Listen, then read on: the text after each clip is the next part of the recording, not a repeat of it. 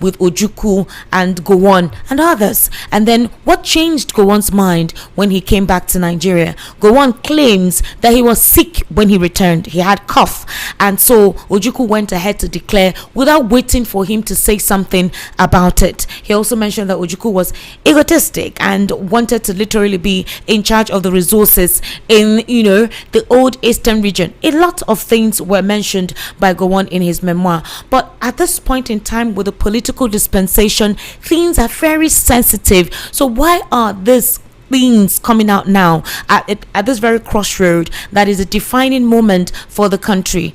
For the Southeast, they have always wanted to be part of a country they think does not want them. So far on their own, they've been trying to be part of the system, grow and survive. During elections, most times in the past, that is when they remember that region is part of the country. But when it comes to allocations, when it comes to development agenda, when it comes to concentration and activities that will supposedly improve the region, federal character representation, they are the least thought of. So what happened? Have there been reconciliatory efforts by previous administration to supposedly help the Southeast understand that they're part of the country? Or did they commit a huge sin that the Nigerian government feels that they need to be apologized for, or that they need to ask the Nigerian government to forgive them for them to be part of the system?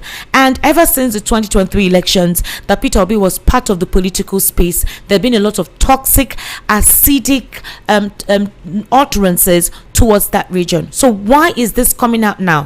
Why is the civil war conversation coming out now? Why is the documentary coming out now? Why did Gowon decide to write this book now? And I told you that we have a historian with us today in the studio. But before I introduce him, let's look at this.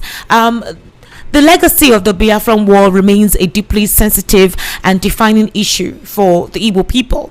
Unresolved historical grievances, the 20 pounds post-war policy, and ongoing feelings of economic and political marginalization keep the wounds raw.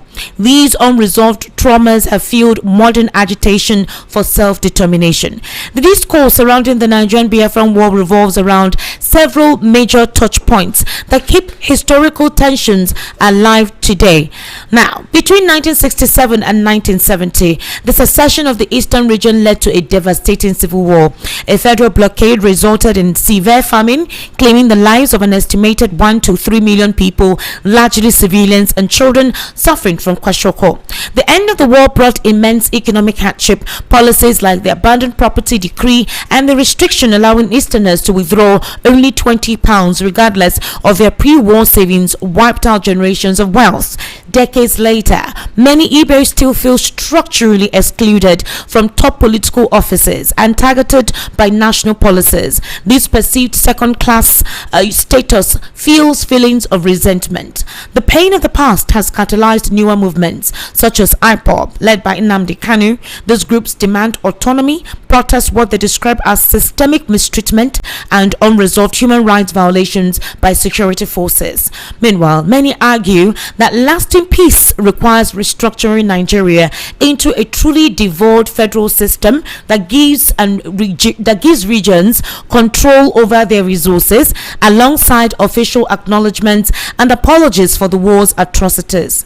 Now, despite these deep historical scars, the post-war survival of the Igbo people is widely viewed as a testament to immense resilience. Denied state resources, many rebuilt from nothing through trade, education and commerce, becoming an economic and entrepreneurial pillar across West Africa. Today, I actually have Mr. Awa Omiko right here with us in the studio. Mr. Awa, good evening.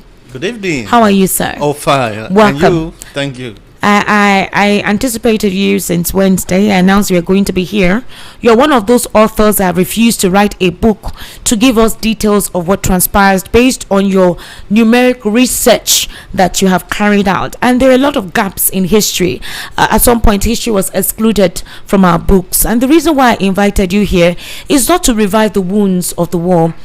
Our people, the Igbos, have integrated into society. Some of them have forgotten, they've moved on. Some of them have decided to heal. And we are all over the globe. You know, the Igbos are all over the globe. Some of them traveled out of Nigeria, vowed never to return to the country, but now they realize that home is important. They need to return home. They realize that Nigeria is their home, and the only way their voices can count is to be part of a country so that they can be part of the system. Yes, agitations continue to commence over time for recognition, and the Nigerian government will say these movements are proscribed, we don't recognize them. So let's start off with this. Do you agree with what Gowon wrote before we delve into what happened to the Aburi Accord? Who interpreted what happened and Gowon's reason for not abiding by the Aburi Accord? Do you agree with the memoir? I don't know if you've seen the extract of what he wrote. Well, if I tell you I've gone through, I'll be deceiving myself and you. Okay. But the fact remains that I've seen some of the extracts. Okay. And I'm looking forward to having the book and reading it. Okay. Though it is 100K anyway. Yeah, but I know in few weeks from now I'll have the book. But from what I read, there are a lot of discrepancies. Okay. In the extracts, and I believe maybe it is those that transcribed what Gowon must have said. All right. That made those mistakes. Because if Gowon himself truly said those things that he wrote, it means he wasn't in control of the system by the time what happened. For instance, he said Ojukwu carried out his Ojukwu wanted to control the resources. Yeah. And Ojukwu went ahead to carry out his opinions that it wasn't the will of the people, and that is false. That's false. Yes, that is false. Ojukwu was a pacifist. He was a peacemaker. Ojukwu wasn't part of the first of the cube. He was a very peace-loving person. In fact, it was situation that brought him out. And he came back to say, you people are dismantling my people. You are killing them. You are gradually killing them. It's a program. And you people should stop this. And that was why he rallied around the elders and those that can help. Yeah. And to say, let him be in the gap so that this killing must stop. And if you look at all what Ojukwu has been writing, Ojukwu at any time, in fact, I'm even surprised that this is coming now. This should be roughly 56 years after the war. Yes. The war ended in 1970. It still feels like, I don't know. So, Gowon waking up now to write it, well, is better late than never. At least it has given us something to talk about. And for people to know, for us to know that some people don't even appreciate history or want to reconstruct history to their own benefit. Ojukwu all the time was always calling for peace.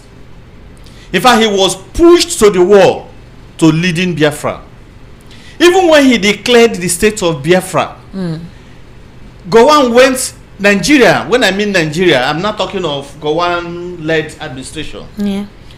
Declared, balkanized the states. He created River State. He created Southeastern states. He created Eastern states. River State, the capital was Port Harcourt. Southeastern state, which happens to be Calabar, Akwa Ibom now, the capital was Calabar. And the Eastern states, the capital was Enugu. What did he do? To make sure that the core Igbo state is made a landlocked state. And that the minority people will not be able to follow Ojukwu if at all Ojukwu decides to go ahead with the war. And when that order happened, he made sure that they, out of the regions, he created 12 states, just to make sure that power was decentralized. But that wasn't. Ojukwu said no. This wasn't what we talked about at Aburi. And the war kick-started. Nigerian government started the war first. They did? Yes. By the time they came back from Aburi, they systematically began to remove the Igbo people in the Council of State in holding their meeting. The meetings they held in Benin, because part of the outcomes of that, part of the discussion of that Aburi is that that the regions should be on their own and have a common central body, which to a man in the on the list, just an ordinary man, or to government system is more or less a confederalism, a system. And now, though it was not fully pronounced, it means a confederalism, which was a confederalism or a practical federal system of government. You don't go away, you remain with us, let's share, develop your region, and whatever comes to the center, we all share it. The leader, the northern region, the leader was in support, said after all, the mistake, in fact, there was a quote, I'm trying to remember the quote Tafawa Balewa said. Let me just remember. He said, the mistake of 1914 is gradually coming to the limelight. And the only way we all can stay together as a Nigerian and as a united nation and as a united people is by us to go back to our various regions. That the British people that brought us, that made us, did not do it for our own good, but for their own good. So Nigeria's amalgamation in 1914 was the mistake he was referring to? That's what, yes. He said the British government did not do it for their own good. For Nigeria's good. Okay. But for their own good. Because they wanted a very big, a robust market for their industries, yes, raw materials, and every other thing. In fact, for even personnel, they were taking us cheap, yes, to go and work for them in their plantations. So he said the best bet is for us to go to a region and make center and let us share the sterling. In fact, that's the word he used. He said the sterling product that comes from the center. That was what Tafawa Balewa said. But when they came back from this Aburi, go on. In fact, I should not use certain words. I'm finding a softer words to use on him. Go on, reduce the contents of the Aburi. Are you saying he did not understand the accord? I don't want to use the word understand. He could not comprehend the agreement. He could not exactly comprehend, because as of then, he wasn't a graduate. So what was he that when they were discussing this at the meeting? Was he just nodding his head? That was why I started asking myself, why is it that people will never write things as it happened? Though you said I'm one of those that are yet to bring my book. Don't worry, my research work will soon come out. You see, the fact remains that at that Aburi, he took some part of it and constituted legal team and asked them to go and look into it in Benin. Okay. Benin here. Because he did not understand. And one of the contents of that Aburi is that they should reject all those harmful laws made, and that any Nigerian that left office as a result of crisis should be made back to return to his table and should be paid from when that crisis happened till March 1966. And he said, and the Aburi crisis and Aburi part of the Aburi meeting said that the center the region should look into their resources and contribute to the center. That we should allow the regions to develop on their own. And Aburi crisis said you should not punish anybody for its race, for religion, or for being part of the crisis. That we should all be united. And Aburi crisis again, I think the other thing Aburi crisis talked about was economical empowerment, which means all the regions should be empowered. But when they came back to Nigeria, they formed a caucus in Benin, and all officers, including those in civil service, including those civil servants that were in government then, were not part of the redrafting of that agreement. So they redrafted the agreement and made it a law. And that law they redrafted, the next thing they did was on May 27, he declared 12 states. And Ojukwu was saying, will you stop this killing? Stop this killing. Let there be no more killing. And before then, Ojukwu declared Republic of Biafra. So, and excuse me, okay, that declaration of Republic of Biafra was not Ojukwu's general making. Okay. Ojukwu called the Council of Elders, Igbo elements, all the traditional rulers, all the senior servants, all those in military. He gathered them at Enugu. They were still discussing. It was in that meeting where they were discussing that they had the Nigeria, that the Igbo land, that they had that Begawan has declared 12 states. Just like that. Just like that. No one was carried Ojukwu along. wasn't part of that meeting, and it's supposed to have been, but he was eliminated, sidetracked. So it was on that ground that this man, Ojukwu said, you have gone against Aburi. And that's when he said, on Aburi we stand. All right. I have an excerpt of the agreement in Ghana on the 4th and 5th of January 1967 Aburi Accord. 1.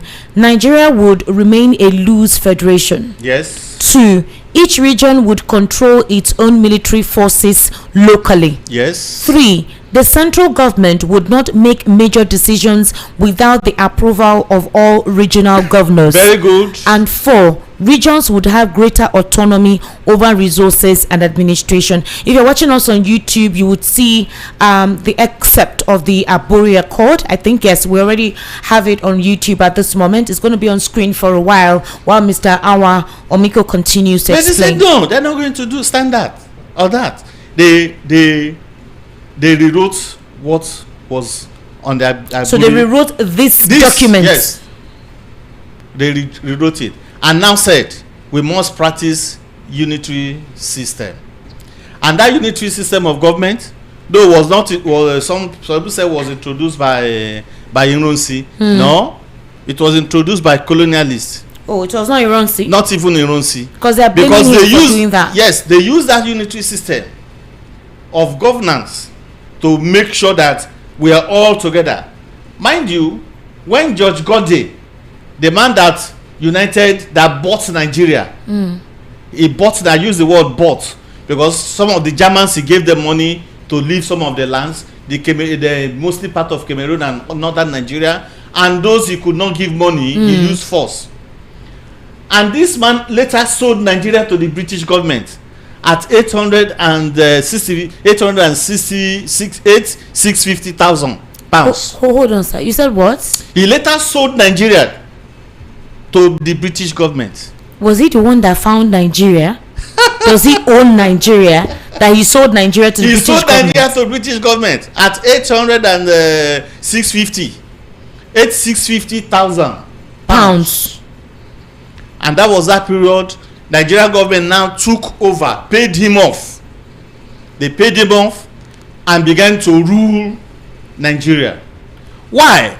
Was that in 1914 there was crisis, of which Britain was already getting weak, and you can't open two war ends. You must close one to face the other one.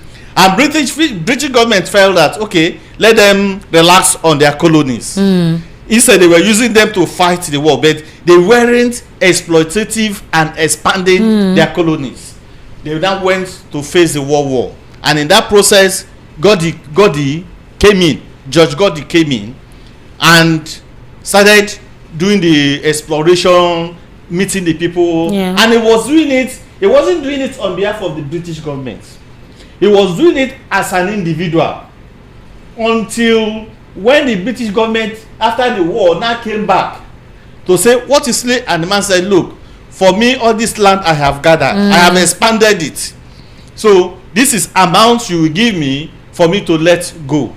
And 8,650 was thousand, was pounds, was paid to him. I don't want to translate it to current currency. It will be in trillions, but it's always good as it is in history. Leave that the figure the way it should be.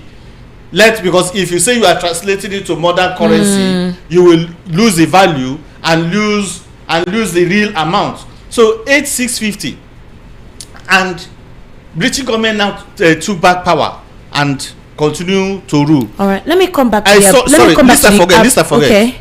And the first method they introduced was unitary system. Then, have you finished? Why in that unitary system they started using power, ruling everybody from one state and the rest and the rest? Later, in 1922,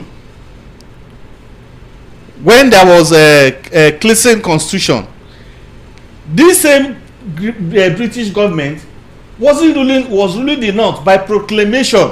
Okay. And here in the South, here we were ruled through the elective council. Okay. You see that they have created a demarcation.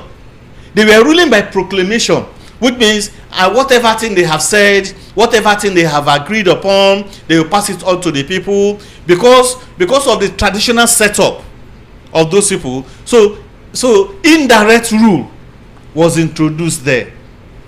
Why here, should I say in the West, quasi indirect rule was introduced, but in the East that was only like indirect rule. It was a direct rule, and that was the process.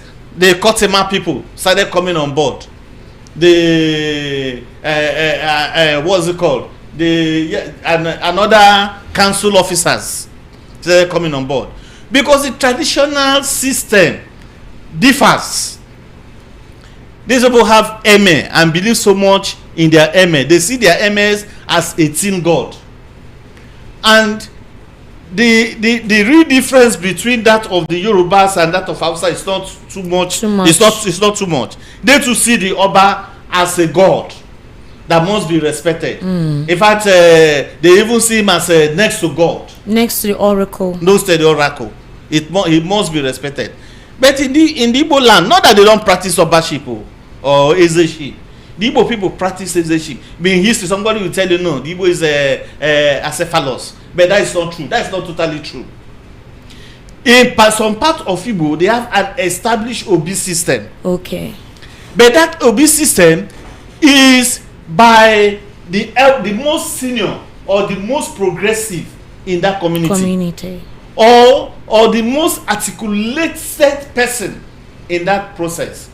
As you can see that, like the view of Onisha. Yes, as you can see that if something is happening in certain area, they will expect who will go for us. So it is that man that will go for them that will be their king. But despite that, they have a segmented system of government, which is the age grade system, and others and others, which the North and the South do not have. But if you look at all the paraphernalia of governments within the North and the South, like the Ogboni group, like the Oyo Mesi, like the Kabiyesi, like the Otoenfa or Osifa, and all that, the Igbos have them, but they were not as recognized as they are in the Western and Northern region. So these people using that system, it wasn't easy for the white man to penetrate the North and the South and the West, but it was much easier for the white man to mingle with the East, with the Omoibo, with the Easterners, because of their system of government. And let me tell you another thing that will shock you. The Igbo man saw Oyibo last. The Igbo out of the three groups, the Igbo man was the last person and is the last person to see Oyibo, to mingle with Oyibo. the northerners have been mingling with Oyibo as far as 1400, where you have the one of the oldest universities. They've been mingling with Oyibo. The Westerners too have been mingling with Oyibo because of the sea, the trade and the others, and the returnees. But the Igbo man took time, and with that timing, they were able to catch up. In fact, first through that was why Christianity could penetrate the East. They accepted that religion willingly. So now let's go back to Aburi. They moved away from the Aburi concept, from the agreement of Aburi, and now Gowon declared Nigeria. Ojukwu declared Biafra, and Gowon said no, it can't happen. Set up. It used to be a military police issue. They sent a mobile police to go and quell it, but unfortunately, the Ojukwu overpowered the military force. The mobile police set to quell the Biafra, and then it became a full-fledged. Let's say in summary, it was Gowon's ignorance that caused the situation where the Aburi Accord from the original document. If you're on YouTube, the original document is on YouTube. He misinterpreted it. Yes, that misinterpretation escalated the heated politics and the distrust. Yes, because the essence of the Aburi Accord was to bring a sense of trust. Yes, amongst the region, whereby they can come back to implement it. Yes, and not Gowon alone. The British too have a hand. Yeah, you said because so. Of Ivan Cumlis. Yes, Ivan Cumlis. He was sent after that Aburi. He was sent to say, you are signing off your sovereignty. Who sent Ivan Cumlis? British government. When they heard about the Aburi Accord. And they wanted to see the agreement. Yes. So they saw it and did not like it. Did not like it. And if you look at what was actually happening then, the polity was heated because of the killing. Yeah. And we should not forget the role of this man, Professor. The man sir. That was I've forgotten his name. Aluko. Okay. It was Professor Aluko that even suggested Aburi. Professor Aluko suggested Aburi to calm down the tension. Ojukwu never wanted Lagos because Ojukwu would have been killed if he had been in Lagos. Yes. Ojukwu never wanted. He said never wanted to come to Lagos for the meeting. They suggested Tanzania. Aluko said no, you shouldn't go to Tanzania because it's too far. It may be possible that by the time you come, both of you would have lost your powers. Then he said, where? Should we go to Liberia? He said no. Why not Ghana? That you can easily go in the morning and come back in the afternoon. And that was how Ghana was chosen. It wasn't that Ghana was superior. No. That was how Ghana was chosen. And if Gowon had known what it means to be in such a meeting, I don't think he would coming out to say Ojukwu did his biddings. Ojukwu has been if you read all the context, all what Ojukwu has been writing right from 1969 till when he passed on, there was never a time he was always telling people, I am waiting for this person to come. I am waiting for this person to come to take orders and to give orders. And even during the Civil War, during that killing, he was calling on Banjo. Though Gowon said he seniors Ojukwu by military rank. Well, I wouldn't say yes or no, but he should have. If he had said this before now, and Ojukwu had responded, we would have known the truth. But he said he was in the army 2 years before Ojukwu. At least, if Ojukwu is in the know of that, Ojukwu wouldn't have been calling for Banjo when Gowon is there. Because Ojukwu felt Banjo was a senior. And Ojukwu said, I can't take orders from you because you are my junior. Ojukwu said it in his books. So who made Gowon a superior? Was So- it not the military council? So maybe the military council and maybe the time he claimed he entered the military, but we Alright. don't know how each entered. But I know Ojukwu happens to be the first graduate, in fact, a person of master's degree, and with specialized in international and jurisprudence. No, he was a very intelligent man. I have a lot of his excerpts and the way he speaks. So a lot of his compilation. You are going to such a meeting with such a person. Yeah. International jurisprudence. You are going to meeting with such a person. You must be prepared. Maybe they just told him. Ivan Kolos told him, "Look, this man you are going to meeting with, he didn't even know the content of the meeting," and that was why. Sorry, Ojukwu. The Southeast feels like somehow they're paying for something that they know nothing about, and assisted with the Nigerian government to ensure that they remain there and not raise their head. Sentiments arose after the 2023 elections. It was like, how dare a Southeasterner receive that kind of acceptance across all region after several years? After 56 years. After 56 years. We'll take a very short break, ladies and gentlemen. The evening rush continues. We'll be right back.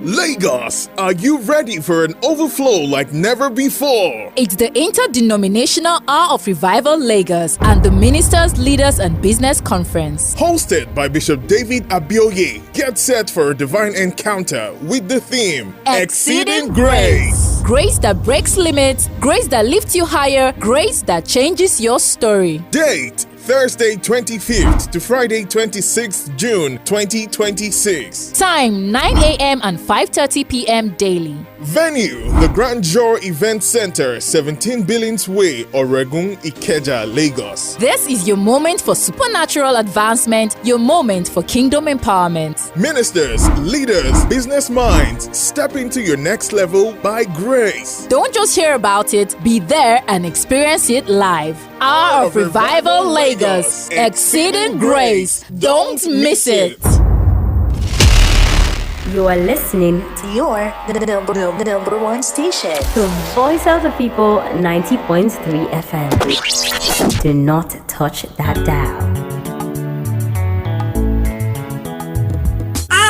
House dey dark and NEPA bill dey choke. E dey worry you as e dey affect your business. So no turn don come. Imagine say you wake up for morning, light no shake, fridge don block, business no get wahala, everything dey okay. No be dream o. With Yohaku, na you dey control your light. Yohaku dey sell gas cooker, freezer, fridge, and dem go furnish you with modern kitchen o. Whether na inverter, batteries, panels, smart street lights, be na solar AC system wey you wan use for house, business, abi for industrial work, Yohaku stand chim to help you. Bye to NEPA bill o. No wait till transformer go spoil again o. Oya run call Yohaku for 070-121-30260 or 080-324-82573, or you fit to call 080-669-60066. For Lagos, we dey for shop F1179 industrial section, Ojo Alaba International Market, or shop G6 electronic section, Alaba International Market, Headline, Uche Ubochi Plaza,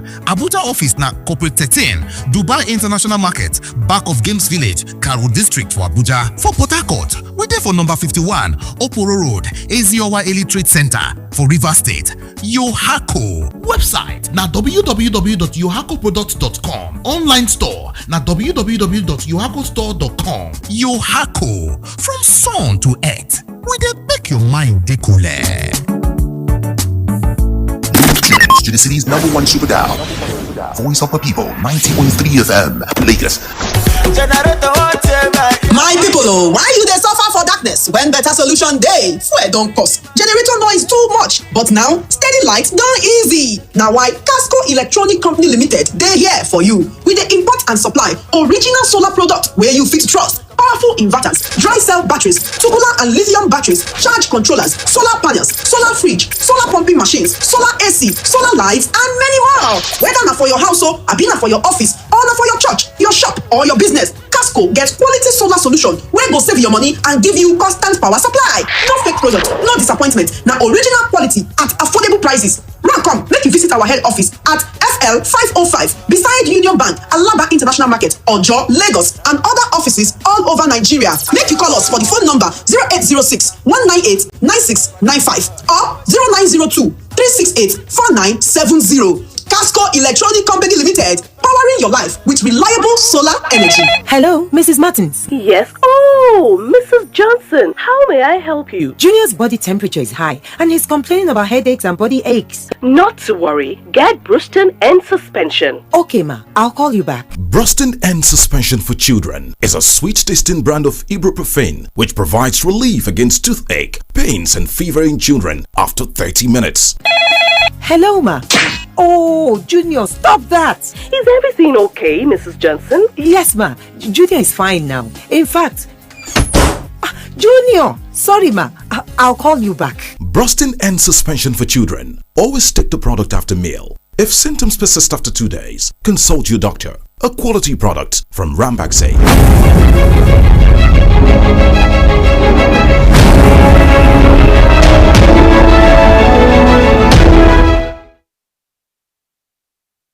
Hello there. Thank you for joining us, ladies and gentlemen. This is still the Evening Rush right here on Voice of the People 90.3 FM. Mr. Lawal Ekunda is with us right here in the studio, and he doesn't agree with some of the historical perspective that Mr. Awa Omiko brought, put on the table. I think we would have Mr. Lawal on another episode to give us his own perspective of history, because if not, we will not take your calls today.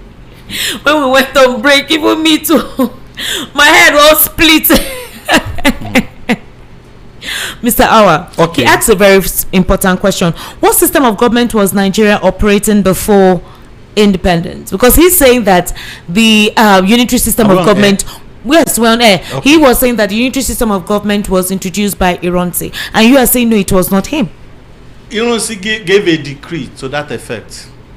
So it was a decree. It was a decree. Yes. It was like saying we are stamping this unitary system of government immediately after the coup. And Ironsi used it as a means of bringing the people together. You think so? Yeah, people feel that there were biased reasons for that. Even though they were biased. He said he felt it was a means that can unify us.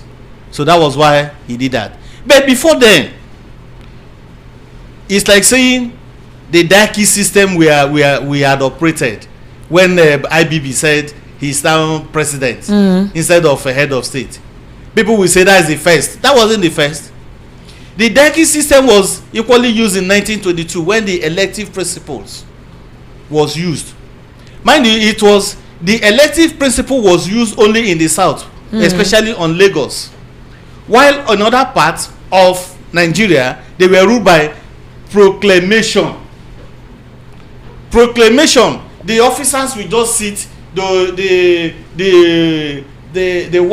British colonialists, they will sit, look at the people, and make the laws that will fit. They think that will fit the people and pass it on to them. Because in the north, there are certain times you can't even mix up with the people. They will tell you either they are praying, they are fasting. You can't go to them. So that proclamation was what they were using for them.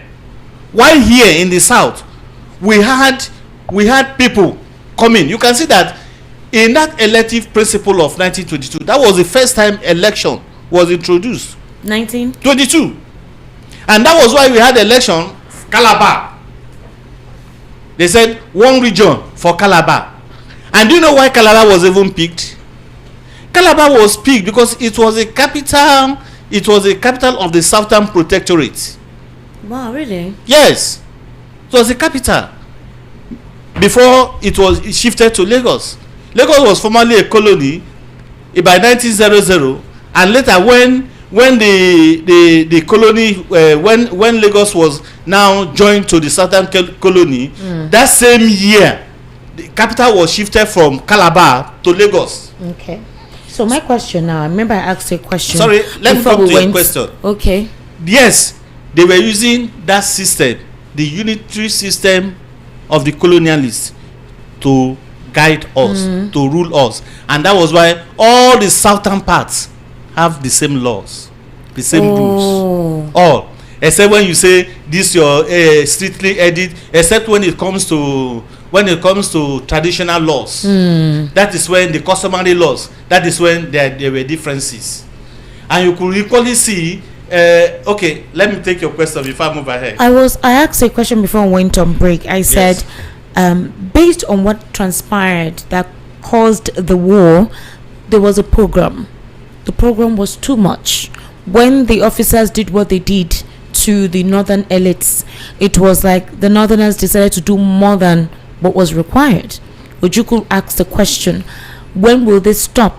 You have exerted your revenge. Yes. You have more than killed my people. But it continued, and that was where he came on, because they're still blaming Ojukwu, because during the civil war, the southeast did not really have soldiers. Boys at the age of 10 were used to fight the war. I have an excerpt here, because I felt that until certain things are done and there is a sense of forgiveness, then Nigeria as a whole will move forward. Otherwise, this sentiment will continue, exactly, to play, and thoughts to be targeted at people. So let's take a brief listen. Again, it was the BBC, the white man, that was narrating the audio. They went to the south, the southeast, that is the old eastern region, and were covering issues from that front. So let's take a listen to this. Right now about this is Nkwalo Junction. Right now about 3 miles behind the furthest advance of Biafran troops to the south. There was heavy fighting here in early May as the Biafrans retook the town. Nkwalo Junction is 25 miles from Port Harcourt, a major seaport and refinery city the Biafrans want back. The Biafran troops we found at this road junction were a ragtag collection, looking more like irregulars than the frontline soldiers of the 14th Division, who are currently engaged in Biafra's most successful offensive of the war. How the Biafran army succeeds, armed as it is with an odd-lot collection of weapons, is a puzzle. Some at the front carry communist-made AK-47s, like those used by the Viet Cong. Some only World War I bolt-action antiques. Others modern British semi-automatics. And their pride, and heaviest weapon, a .30 caliber machine gun just captured from the Nigerians. Much, in fact, of what the Biafrans are now using against the Nigerians they have taken from them.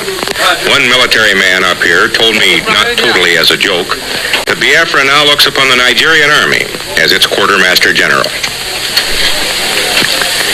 And if the Nigerian army runs on beer and bullets, the Biafran army lacks both, with ammunition constantly in critically short supply.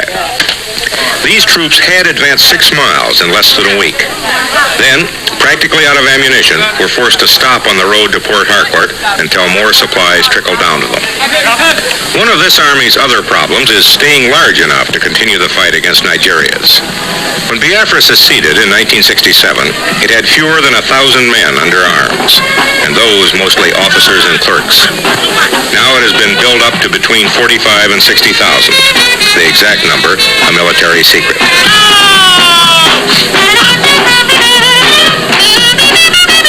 Volunteers made the original army build-up easy. Now conscription of virtually all able-bodied young men is underway. And in a former school compound, we found recruits drilling, marching in the mud to the improbable tune of Margie.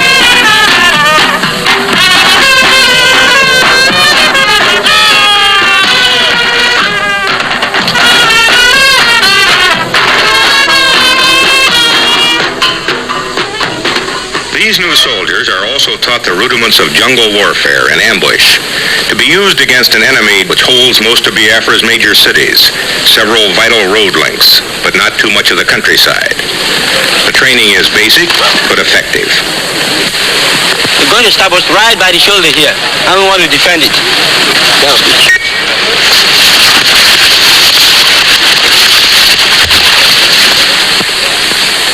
And here I met a young trooper, a very young trooper in the Biafran army.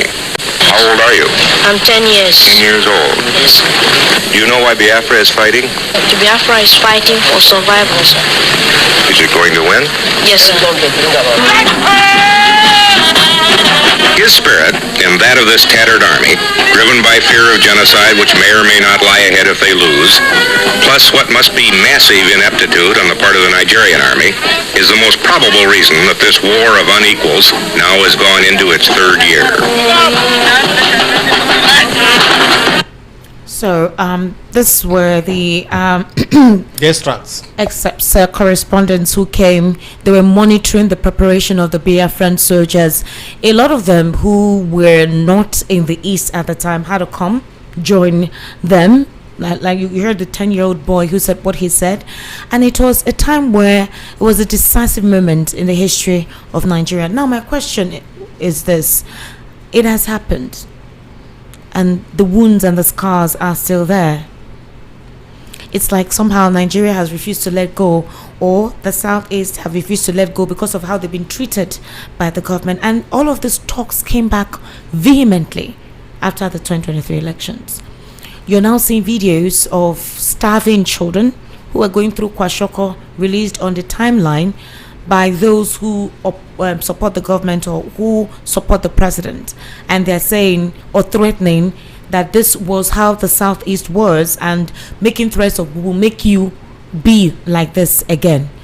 And I asked myself, is it because somebody from that region decided to contest the election?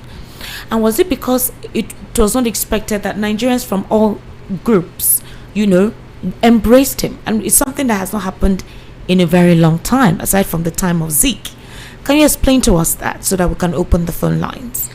If there's another war, there will be no Nigeria. If there's another war. The polity was seriously heated then, that each of the regions decided to go on their own.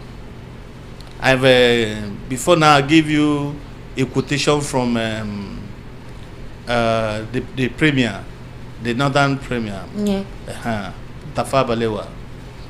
They were thinking of having an Arewa state, which never materialized. He said, if this continue, we go in and have an Arewa state. But the British government, of course, refused. Then the Yoruba decided to say Oduduwa. Then the East decided to say, okay, we go from Biafra. And mind you, there was a Republic of Niger Delta that was crushed. They were? Yes, 12 days war. It happened in Nigeria. 12 days. And that war was led by Adaka Boro. Isaac Adaka Boro. 12 days. It was squashed. And Adaka Boro. By Ojukwu. You said? No, go on, sir. Adaka Boro. Then it was against the federal government. And I will tell you, that's why I said the politics of Zeke wasn't, in fact, it's a different ball game. On conversation. Yeah, a different conversation entirely. It was Ojukwu that quelled with the federal might. Because when you say Ojukwu, it will appear as if he's the King Kong. No. He had the federal might then. Mind you, he was the governor of the Eastern region. He had the federal might then. So he was able to crush that. And this same Isaac Adaka Boro was later released by federal government to attack Ojukwu. It was a strategy to attack Ojukwu, but unfortunately, it didn't have the upper hand.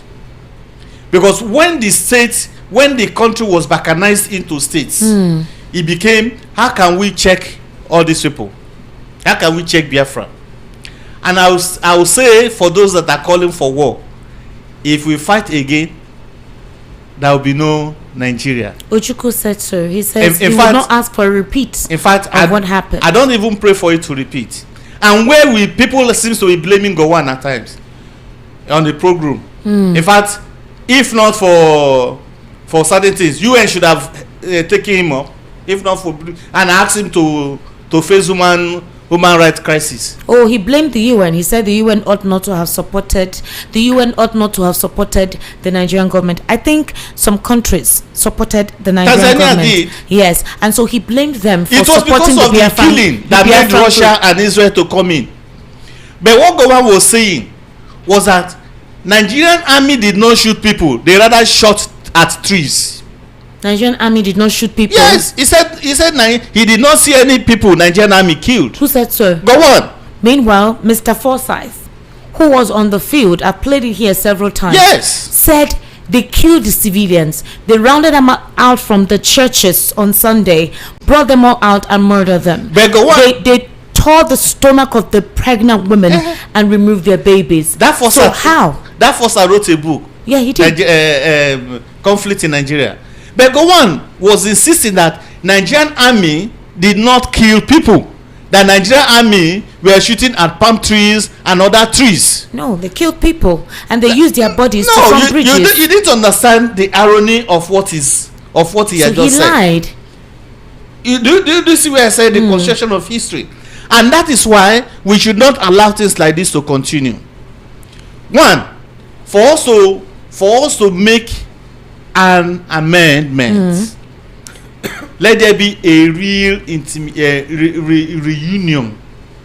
Let there be a reunion. What about the Oputa panel? Was that not meant to That resolve that war wasn't an Igbo war. It was a let's stop calling it Igbo war or Biafran war. Let's call it the Nigerian Civil War. So why is a documentary coming up saying surviving Biafra? That is part of the headlines they use to deceive us and to create confusion within us. Does the American Civil War, do they call themselves, do they say North and South Civil War? They call it the American Civil War. They call it the British had their own Civil War. It was a war of survival. It was a war of nationhood. Let's first agree, just like what IBB said. He said it wasn't a Biafran war, it wasn't an Igbo war, it was a Nigerian war. So let us see it from that angle. That is one way of feeling the wounds. And secondly, let there be a proper assimilation. Gowon tried to do what he did through the 3 hours. I know what you meant by 3 hours. Through the 3 hours. But he did not properly implement those 3 hours. He did it when the people were just coming out from the wounds of war. Now, when you look at engaging people, engaging certain people from certain area in the government, it goes back to what Obasanjo said in Nzogu, in his book Nzogu, and what part of the things that led to that war. There shouldn't be ethnicity. Let's forget this thing called federal character. Let's forget when they ask you, say, where do you come from? You say, I'm from this, I'm from that. Until we begin to see all as one. And lastly, I'll say, let's go back to regionalism. That is the Aburi Accord. Yes, the let's go back to that Accord. regionalism. And let us, instead of using the word confederation, let us deviate, because a confederated state has a weak center, and each of the confederating states has the power, the autonomy to cede, to go away from that confederating state and become a state and become a country of its own. You can see America as an example. All right. Meanwhile, the Sorry, Nigerian, I've not finished. Okay. Let me just land there. Let me conclude with this. So you can see America as an example. They were formerly a confederated state until Canada pulled out, and that is why you see Alaska. So that's just that. Let us practice real practical federation. And the British democracy is a nonsense to African democracy. We had our democracy. Let us go back, modify this British democracy, this so-called democracy, and impute the African system of democracy. Do you think that's what Tinubu is subtly introducing? Tinubu is far from it. Tinubu is far from it. No, there are accusations that he's supposedly borrowing extravagantly for his region, pumping development to his region. and that there's a point maybe something like that is being introduced. The only person I would rather say attempted doing it was Awu, but he didn't survive it. That was the only person.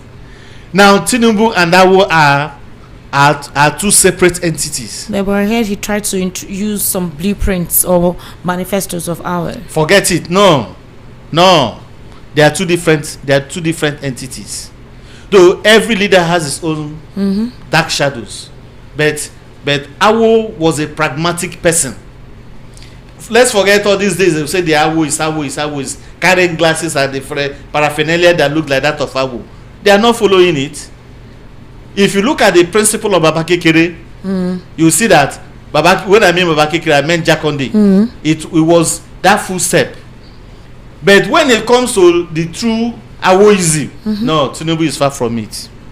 Despite the fact that Awu was developing people, had created free education, job, elevated a lot of people, and that may be the similarities. But what is the impact of that Tinubu's economic policies?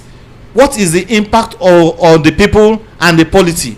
And you look at Awolowo's economic policy and educational trajectory and see the impact on the people years after that thing was done. All right, Mr. Lawal, in the aspect of Awo, you don't agree with him. Why? Well, there are a few of them. One, you see, when you want people to be with you, there must be an agreement, which you have to follow to the letter. Now, when the North said they were not ready for independence, and the South said they were ready for independence, the North said, get your independence and leave us alone. We are not ready. We are not developed up to that level that we can go along with you. So take your independence and go. While we will still remain and continue growing pending when we get to that level. According to history, Awolowo said no, that they need to go together. In collaboration with the Zik. Now the question I ask is this: what agreement? Because the British, when there was an argument, they were discussing it in the house and everybody was saying this and that, and they gave them a year, I think a year or two, to go and think about it. So they went and think about it before they now came back with an agreement to go together. Now the question I want to ask is, what agreement did they agree? What agreement before the North could say, okay, we've been convinced by the East and the West to go along with them for independence? There was an agreement, which we didn't know, which they didn't reveal to us. You talking about I was kind of politics. That's not. No, I'm going to that. See, I'm telling you what I do. What some shrouded things. No, I thought you were going to enlighten us from your perspective on the things you read, not to ask questions. No. I'm enlightened. This is an enlightenment. People don't know. Wait, excuse me. Sorry, you want to say something? No. Let him. I need it to be done. You know why? To land where your thought is landing. You haven't gotten. No, I've asked I've said what I need to say. That there was an agreement between them and the North before they came back and told the British that, okay, we have agreed to go together, give us the independence. You mentioned about our system of politics. I'm coming to that's one. Okay. I'm coming. Okay. Wait. See, we if you don't like, we want to heal. When you want to heal, you need to understand the disease. And then you need to heal the disease. That is one thing that is still causing problem for us today, and that's why everybody is divided, because we don't trust ourselves. Number two aspect. The second one is the battle between Awolowo and Akintola. Do you remember that battle?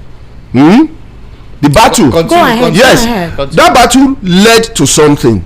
It was because of the selfishness of each one of them. This one wants to know, I'm not going to agree with you, and selfishness in what regard? In what aspect? Now, when Awolowo went to the federal, it was a premier before independence. It was a premier. Now he went to the federal to contest for the prime minister, and then he didn't get it. His deputy had already taken over, which was Akintola. Now, when he took over, he was already the prime minister, the premier of the West. Now, when Awolowo didn't get the prime minister, he came back and wanted to take over that seat. Then Akintola said, no, I'm already here. You have gone to the federal. Continue with that federal while you leave this premier for me. There was a battle. And that battle led to the declaration of the Republic in 1963. And 1964. It led to the declaration of the Republic. Because they went to private court after the election, the premiership election in the West. Awolowo was not satisfied with the outcome of the election that was conducted by the federal under the prime minister. Now, he took his own evidence to the private court in London, in England, and the private court declared him winner. And when he was coming back, they declared the Republic in Nigeria and said that that thing he was coming with is no longer acceptable because we are now a republic. So what did he now do? What did Awo now do? Now, there was an accusation. He was arrested for treason, for that he was trying to plan a coup against the government. But you don't agree with Awo's kind of politics. Why? Because he made this I just said that. I said what kind of politics is Awo operate? Because he felt that he has this rigid, there's this rigid part of him that whatever I want must be so, and that's led to the problem in the West that spread to the other part of the region. You don't think that Awo was only trying to focus on his people? He was like, I need to focus on my people, which is what he was trying to say, that aside there's a difference between Awo and what Tinubu is doing. There's a rule. There's a rule. There's a rule. The rule is there's a prime minister, the premier. There was a deputy that take over from that. Is it the rule? Wait, the rule says you can take over, you can come back and reclaim your seat, or you need to leave it for the person who's already the deputy taking over. I understand what you're saying, sir. I asked the question. You're not responding. I've already done that. No. You're talking about an agreement previous problem. He mentioned what Awo did. I made mention of what the perception being thrown at President Tinubu, that he's subtly introducing that regional system, not exactly subtly, by pumping money and development. That's not generalization now. No, that's totally outside it. Land, please, sir. So, by trying to develop the Southwest more than other regions, because there is a perception that there is that introduction of regional system of government being introduced, and he said no, it's far from it. That the only person that came close to really doing something for his people, if you're talking about regional system and using politics to develop your people, was Awo. But he did not live long enough for that, right? That was what you said. And but there was a regionalization then. Okay, I now brought you in by asking you. You said you don't agree with some of Awo's tactics in achieving that, but you've not told me anything about it. You've been talking about. No, I just explained now. System very quickly, because we need to take phone calls. I think that's something Mr. Lawal just talked about. I think maybe it could be an issue to be talked about another time, because I was asking a question, because, so he was responding to something else. The personality of our leaders. To me, Awo wasn't really too rigid, because Awo opened up. And if you look at the cardinal points of Egbo Mudua and the AG group and the manifesto of AG down to UPN, he gave leverage for people to key into it, and one of them happens to be Alhaji Masha of blessed memory. So maybe next time we can talk about the personalities of our leaders, as we see them in history. The independent leaders. No, the personality. That's why I said of our independent leaders. So who gave independence? Why are they independent? No, because they are the one who gave us independence. That they are one who agitated for independence, and then they handed the independence over to them, and then up to now, since then, we have not moved. We are not developing. We are underdeveloping since then. Because I categorically say that. Are you saying that Awo did not try in respect of his people as a leader at the time? Because when you hear the Awoi's talk, those who follow his principles, those who believe in his system, they, like the glasses, the headgear is what President Bola Ahmed Tinubu is kind of replicating in terms of physique and all of that. Are you saying you don't believe that his system? Because there are different talks. Yes. They said he was one that introduced tribalism in politics. I disagree. And all of that. No, I don't agree with that. You don't agree with that? Okay. Now, why was that aspect of our brought into conversations by saying, because there are people who believe that our was the one who convinced Gowon, who convinced Gowon on the principle of starvation during the Civil War, and they blame him for being deceptive. They also blame him for being tribalistic. Can you clarify that aspect? You know, please? during Gowon administration was like the minister of. He was the third in command, the minister of finance. Minister of finance, and what we now have. Economic and whatever development and development. So development. He was, just as he pointed out, was in third. Some they believe the second command then had no power as a. So it was a diachical system of government. The military, the civilian. But he got to a level. He said he can't continue with what Gowon is doing, and he stepped down. He resigned. He resigned from the government. That was after the Civil War. So said he can't continue. And when we begin to talk about starvation, starvation was a weapon. It's like shooting. It was a weapon of war. So they used it. And what he really said is that you can't be fighting your enemy and be feeding him. So it was starvation and blockage that was used. Things weren't going to the east, and ammunition weren't coming, and aid couldn't come. You can see what Foster said. He said, imagine how planes were landing and taking off. They were using the expressway. Ojukwu only used the ingenuity of the people to survive, to carry on the war. Mind you, before the war, there had been a balkanization of Nigeria. 12 states has been created and made the Igbo state a landlocked area. No access to the sea, even to the air. It's just like Lesotho in Namibia. Lesotho. Yes, you can only have in fact, you need, when you are flying, you have to take permission from those states that surrounds you to use their airspaces. So that was how they pushed the Igbo state to that level, thinking Ojukwu will surrender. But one thing the Nigerian states have failed to learn from that war, they should go back to Ojukwu, though they can't get him now. He's resting with his ancestors. Or those that fought that war with him. Some of them are now maybe 90, 80, or passed on in their hundreds. And learn the ingenuity of how they were able to come up with those mercenaries. If there to be in a better clan, somebody like Ojukwu should have been a teacher in a strategic school. They shouldn't have allowed him to enter politics. Come give us what strategy you used to create weapons. I heard there was yes. They're called bunker. I think they call it BBBBB. They said they called the physics and chemists. They put up and I was privy to ask one of the one of the soldiers then. You know, then they become themselves veterans. One of themselves, they say they are veteran soldiers. So I asked one of them, I said, what were that thing you people were carrying, that bucket you people were carrying? He said it's called Obunigwe. What was the content? Broken bottles, nails, metals, something you can get locally that are dangerous weapons. Nails, all these, those sharp ones, put them in such a way that it can be destructive. And that was what they assembled in that bucket.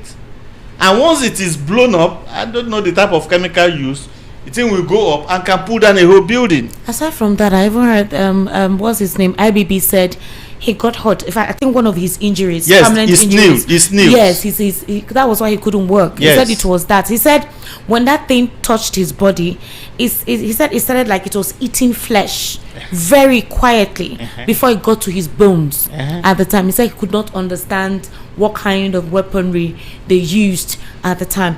But finally, because there are a lot of questions, at this point in time, why is that situation being brought back? Why is that feeling being brought back after the elections in 2023? I could remember it just depends. We've not reintegrated properly. NYSC is good. What go on introduce NYSC, good, but how well are they implementing NYSC? How well? No, I'm talking about post the 2020. It has always been there. It's part of what I'm saying. That's the healing process. That were subtle before. It was a thing that people didn't like to discuss. But now people are discussing it. They discuss it. And we should go back to history. Let's teach ourselves the truth. History will tell you the cause, effect, the remote and immediate, and will come to tell you lessons. Are we really learning from those lessons? Are we really learning from those lessons? Those strategical lessons, are we really learning from them?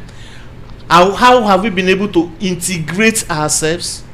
How have we been able to say, if you touch this is a no-go area, and not just being greedy? All right, ladies and gentlemen, let's take your reactions right about now, please. I know people will say analysts have talked. I should give you time to talk, Biko. I beg no vex. But those of you who had experiences, if you were told about what happened by your uncles or aunties and all, to either correct, fill in the gap, or dispute, please let us know. All right, we're educating ourselves here.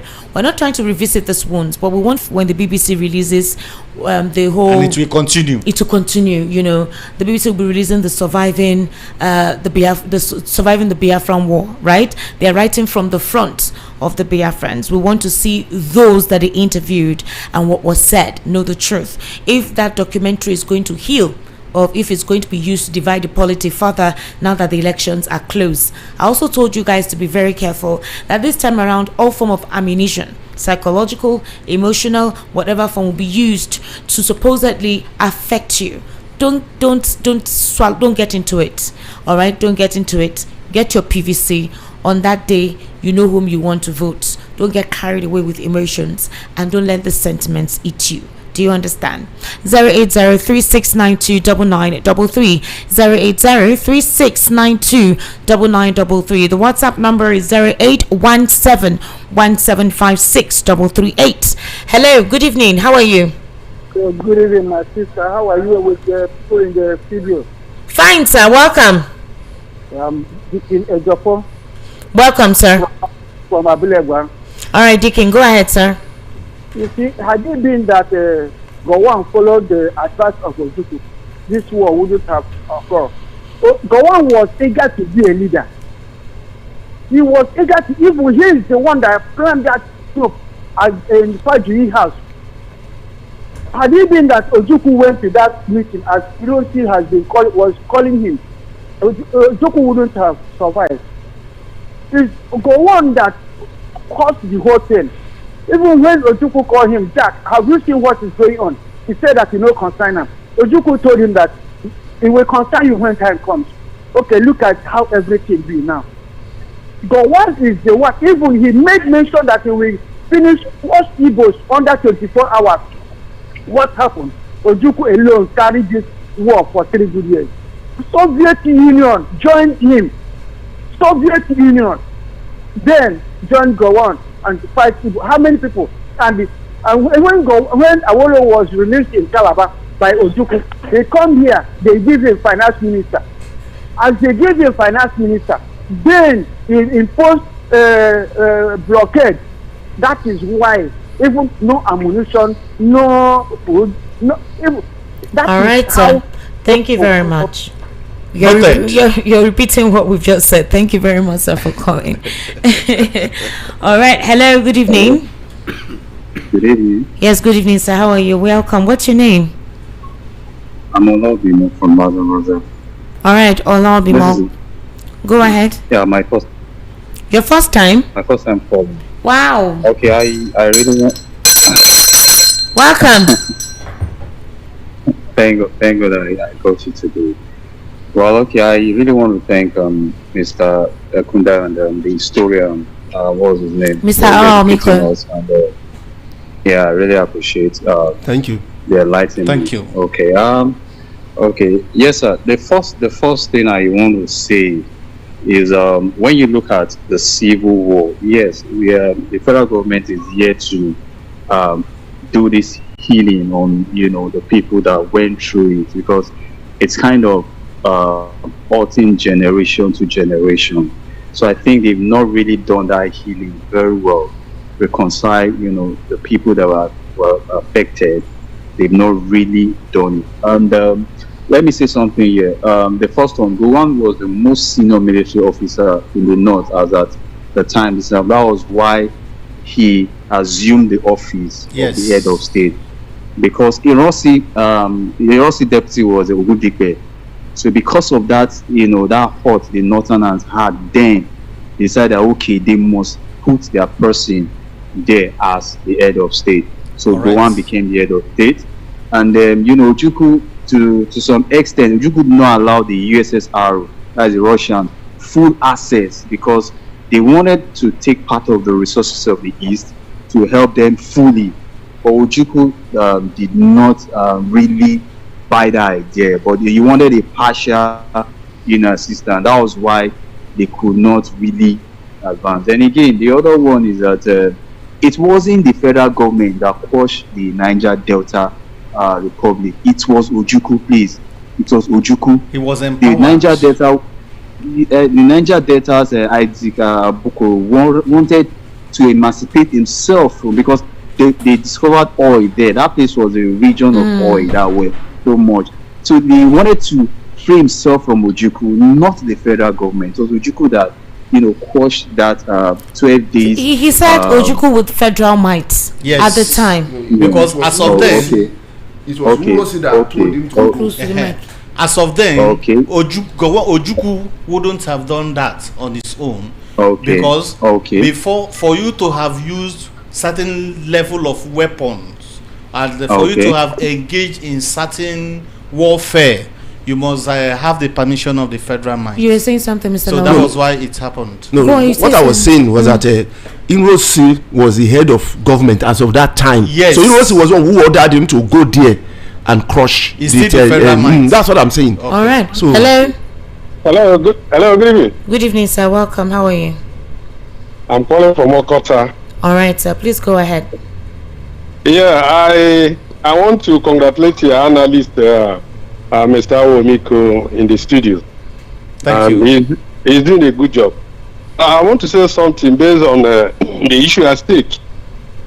The Nigerian Civil War. It was a war that the whole country fought against a particular ethnic group. The war, the center of attraction was in Igbo land. That was where the war started and eventually ended there. So it is a war against a set of tribe. I want you to understand that. But again, we have read so much concerning this war in the school and then outside classrooms. We discovered that Gowon made fundamental errors. In his book, I'm just trying to read his book. In his book, he said he couldn't control Murtala Muhammad. Murtala Muhammad disobeyed him, and they moved into the eastern region. Do you understand? Mm-hmm. This is a commander-in-chief who could not control his subordinates. Remember also how the war started. Ojukwu was asking after Ogundipe because Gowon, 3 hours was declared reconstruction, rehabilitation, and reconciliation. None of these single hours they were carried out in Igbo land. Effectively. And up till now, they have not been able to integrate them. There are positions they cannot attend, or they've not been able to attend. How many years now? About 56 years, 65 years Nigeria got independence. This is the issue. And each time, you hear sight of from, coming from everywhere, these people cannot become this, they cannot become that. And the question is, are they now second-class citizens? Are they not members of this country? Why should they be treated so? Do you understand? So these are the issues. For us to heal, the entire country should wake up and begin to face reality. Well, when you contest an election, after winning, then you settle down for rulership. Exactly. You don't continue to do propaganda and divide. And divide. Look at what is happening now. The country is deeply divided. I'm telling you. Seriously. By persons close to the presidency. I'm hugely disappointed in that man. Exactly. Like, the country is deeply divided, and when you talk about healing, we cannot heal this way. There has to be truth. Somebody was talking about Uputa panel. Uputa panel then was just to call people together and then ask them to forget what happened in the past.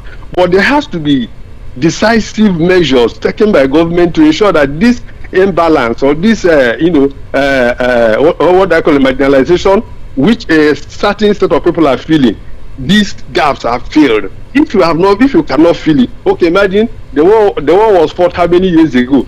Now it is yes. But now it's like as if it was a war of yesterday. So what does it tell you? Even if you are not teaching history in the school, our children will grow up and begin to read this and then understand what happened many years, many centuries, after their parents must have gone. So there has to be a conscious effort by the government, whether you are in APC, whether you are in PDP, or whichever party you belong. There has to be conscious effort. Thank you very much, ensure sir. that the wounds are healed. All right, thank you. Please, 1 minute. That war was not about the Igbos only. There were so many other ethnic groups that were carved along with that Biafra, plus the Calabar area. So there were many ethnic groups in that area. Then second, the confab we were talking about is not to heal. It's not something just ordinary. That thing, had it been they brought that thing out, the healing would have started from that place, because that confab went round the country. And then they shut it down. All right. Hello, good evening. My name is Desmond. Desmond, calling from where, sir? Calling from Mushi. From Mushi? Yes. All right, please, Desmond, please go ahead. I will beg your analyst. Please let us don't open this account of Biafran war. I don't mean to call in. I listen to all the, because I have four hand of people that fought the war. I've read the history. I went to OAU library because of this civil war. No at the floor ground, no books on it. I have to go online and search. What they told me online with AI recently, it is what I have. It's because if you go in deep, we asking ourselves, what Adakboro, what was he? Where did he study? We now ask ourselves another question again. What really caused the civil war? When they finished Second World War, when England left, and who bear the brunt more? Please let us open the war, because if we open the war now, we now ask ourselves, what role did I will play? Because it will be first, please let us leave it that way. Yeah, because this is not Mr. Desmond, if you have been following me from Wednesday, I told you we're going to have that conversation today. Yes, and the reason why I said we're going to have that conversation is that so that everybody, we are having that conversation, we're done with it, because the BBC documentary that is coming up, plus the memoir of Gowon, we're trying to clarify issues so people can get away with it. Then secondly, people are giving us the wrong history. Okay, you're saying that the analyst, what he said is wrong? What the analyst said now? About what, sir? Wrong. About which aspect? About the what's it called? About Ojukwu impact on the war. Because the man that wrote, I asked my dad, the man that wrote that thing is a English teacher. After the civil war, they called him to tell them, said no. Let's leave it that way, please. Thank you. You are mixing things. I don't even understand which aspect. You just aspects. talked about of Isaac Adakaboro. What happened? Are you saying what happened is wrong? Man, he was studying at the University of Nigeria in Nsukka. Okay. And he wanted to liberate his people. And if you begin to talk about the persons of Adakaboro, you begin to talk about, you are trying to rejig or I'm trying to understand what he meant by saying some of the things you said was wrong. Are you saying the aspect of Adaka Borough is wrong? Are you saying the 12 days that was fought for the Nigerian doctors to emancipate themselves is wrong? Are you saying Ojukwu? I need to understand, because yes, it's an old wound. We're trying to move on, but incidents in the polity is not allowing it. It has not been healed now. It's not allowing it. That's not healed. I mean, Gowon is writing a memoir now. Why? What's your intention? And this is a political season. And you already know that certain persons are targeted with their ethnicity because somebody participated in the process that they did not expect to get that kind of, will I say, resonance. And then they're using all of this past trajectory, reintroducing it into the polity to insert that acidity that Nigeria is trying to move away from. I hope you understand what we're saying. And we should know our history. Yes, so the conversation is to tell ourselves that we cannot allow what happened in the past happen, because certain persons are using the past to create hatred in the polity because of politics. Understand it. Do you get it? I think the main bone of contention it's is that resource control. The moment that resource control was diverted to the center, there was problems across. Hello. Good evening. Yes, good evening, sir. Welcome. That voice of the people. Yes, sir. This is voice of the people, sir. My name is Babajide Lawan. Mr. Babajide, welcome, sir. Yes. I'm calling you from Iba Austin Estate. Welcome, sir. I thank your analyst there. Thank you, both sir. Mr. Lawa and the other man. Yes, sir. The other man must be an historian. Yes, sir. Or He is. something like that. Now, I was a government student and I read government to advanced level. This is my own perspective. Yes.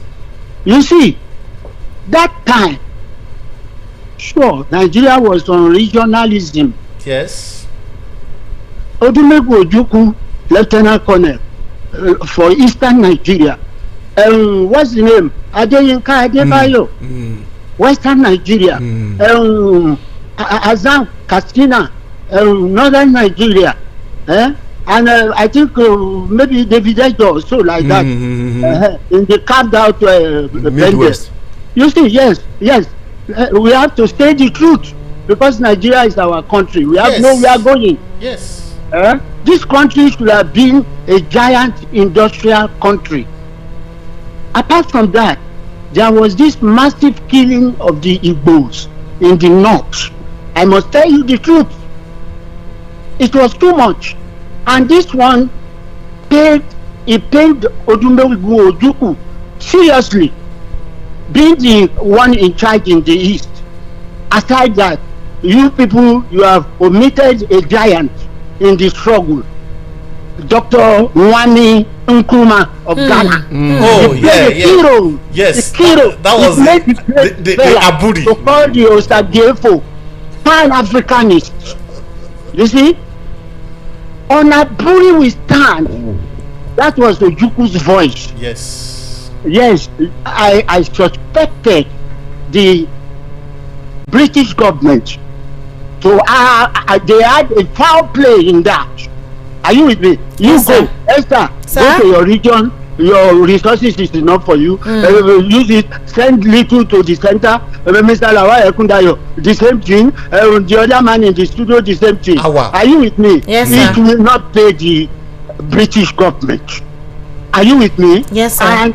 And we as government students then, we knew they were behind the Northerners, solidly behind the Northerners.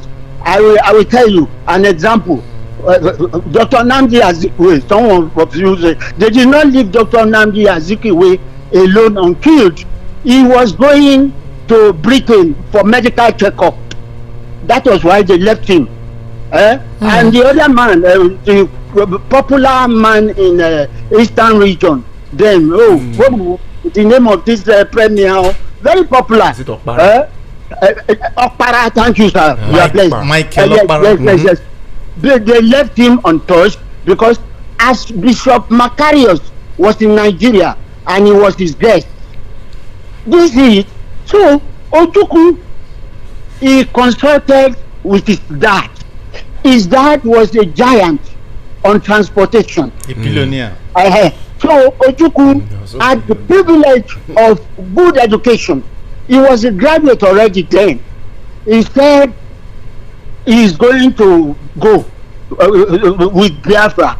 I think some investors have foreseen that oil is there. Then palm oil was selling. It was a lucrative business in the East then. So the father advised him, if you want to go out of Nigeria, there will be war. The father told him. So another thing that agreed Ojukwu was that he was the senior of Yakubu Gowon. Yakubu Gowon was silent when they were saying on Aburi we stand, on Aburi we stand. Regionalism should have made Nigeria to be the best nation economically in Africa. Quote me, because I read advanced government. So what happened?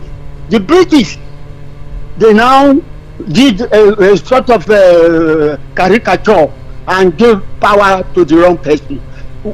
Then the Easterners were in mammoth and large number in the army. The Northerners don't join the army. Are you with me? Yes. So what am I trying to say in that area? The Easterners, all their inventions, all their bomb and all these things, they did it by themselves. You see, I think if I were to be in the shoes of Lieutenant Colonel Yakubu Gowon then, I will call all of them together and have a meeting of stakeholders how Nigeria will move forward. Yes, Ojukwu was a champion. I can say that anytime. I'm a Yoruba man. My mom is a Bende, old Bende, Benin. So I cannot talk rubbish. Are you with me? Yes, so it felt that agreed that Gowon did not talk. All those people writing I look at it, no substance. We need the truth. Generation coming need the truth. Say the truth and let the devil be ashamed. Thank you, and sir. Finally, to conclude, I was at St. Anthony's Grammar School. Our school, one of the best Roman Catholic schools, grammar school in Nigeria.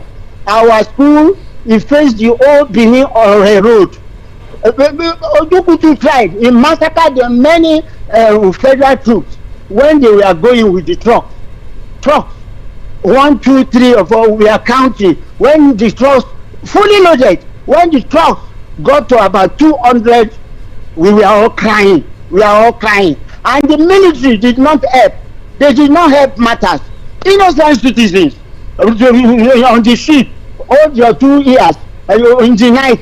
Maybe you walk, continue to do up and down. All these are barbaric, and they are not a country with civilized something. Let me drop it. I feel annoyed and aggrieved when people say they right. People who don't know anything. But Nigeria will rise again. Amen. Thank you so much, sir. I would like to invite you to the studio. Will you come? Please. Yes. You need to write your own memo. You need to write your own book now. You can write a small caption of that area. Send it for publication. They duped me on social media. They duped me. They duped me. So I'm going to call you to see if you can come around our station anytime you can. So that we share decks. I wish to be here then. Thank you so much, sir, for calling. I'm on WhatsApp. And my WhatsApp number is this number I'm using to call you. Okay, yes, sir, no problem. I have taken. I say put this to your people. Okay. Especially that historian. Yes, Mr. Howard. He has jam-packed everything. Thank you so much, sir. You have yourself a wonderful evening. All right. God bless you. Thank you. All right, sir. This Baba is making me. He's an elderly man. He was there, was involved. He was an eyewitness. This is a primary data, primary, witness. Baba chop kiss. 08036929933. That's the number. 08036929933. And the WhatsApp is 0817175638. Hello, good evening. Good evening to you. Good evening, sir. Welcome. What is your name? I greet you very dearly. Good evening, and sir. I greet all the crew in the studio. More blessing for all of you. Thank you so much, sir. And my name is Prince Wires, calling you from Oshodi. This is Prince Wires. Where have you been? I already listen to your program from day one. So why don't you call him? You know, you are my favorite from Inspiration FM. Yes, sir. I know. Down to the other station again. Yes, sir. Very I find true. you here. If I find you here, I will listen to your program. All right. Yeah. But why I'm calling this evening is, no, what God the civil war is not for God. That we have three regions. Late 1964, we have the Western region. And the problem is those junta that brother coup. They went to three regions, kill their leaders. When you talk of Amadou Bello today, you talk of Tawa Balewa. You know, Tawa Balewa was pregnant. He was killed. When you go to Western region, Akisola was killed. Ademulegu and the other was killed. And they go to middle Western region, Okotieba was killed. For those juntas, they make a silly mistake by not killing a fly from southeast, from eastern region. The Allah has people to escape. The Allah of power to escape. Senate president of that time, he escaped. People now start it as a Igbo coup.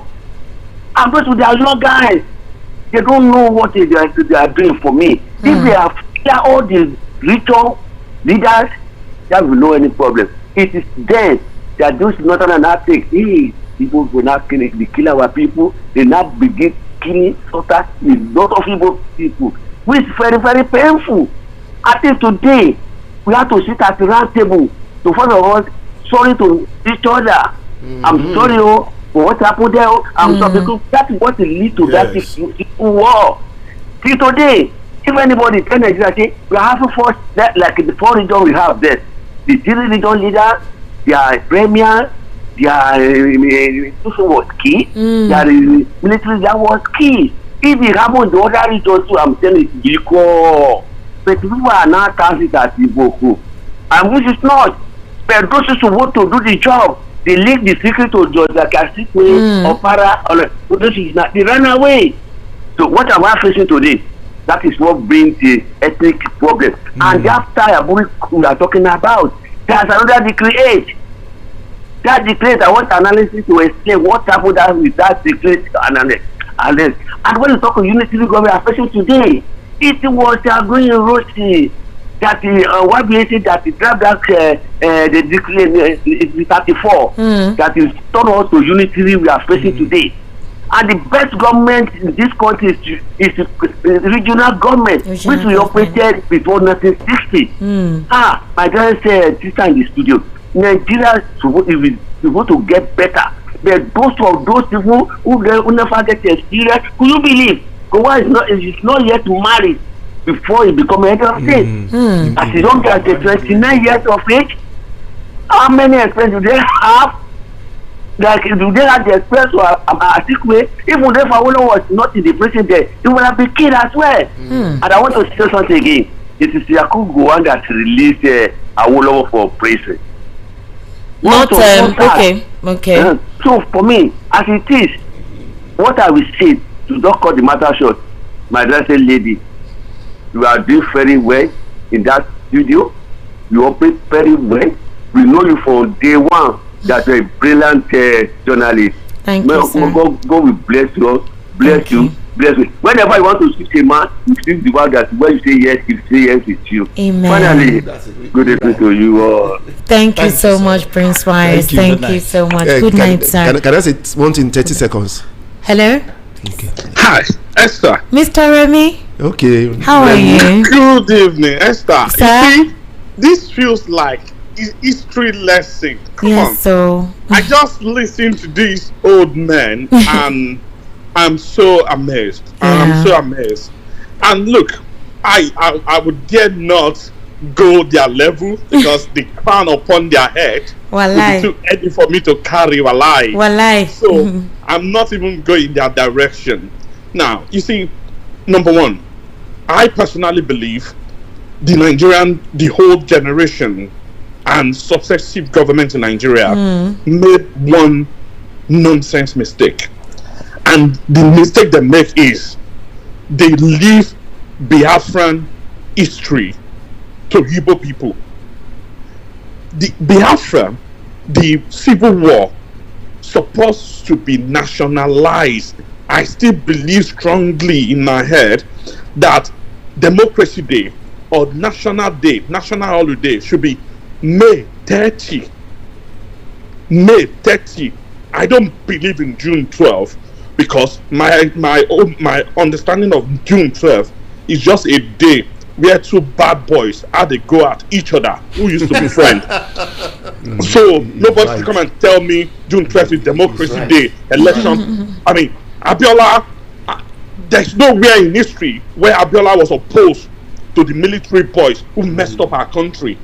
So he only considered himself a victim when he couldn't have a big share of the bread. So I don't care about June 12th. And now, secondly, healing must happen. Yeah. That is what they call transgenerational trauma. And that's why when an average Igbo person feel anger, I don't stop them because their generation, their parents, grandparents went through a lot. You know, I'm going to shut up now. The other day, when Sheon Kuti had issue with the police, right? Yes. I was telling people that I'm not going to blame Sheon. Sheon was a child produced with traumatized blood. And somebody was like, what do you mean? I said, look at you. Somebody grew up, he had history that Nigerian government killed his grandmother, they torture his father, he saw those things. You can't torture people and think. So we need to become, healing is necessary. Don't think Biafran war is not a problem of Igbo people. It's a national problem. And May 30 should be a national holiday.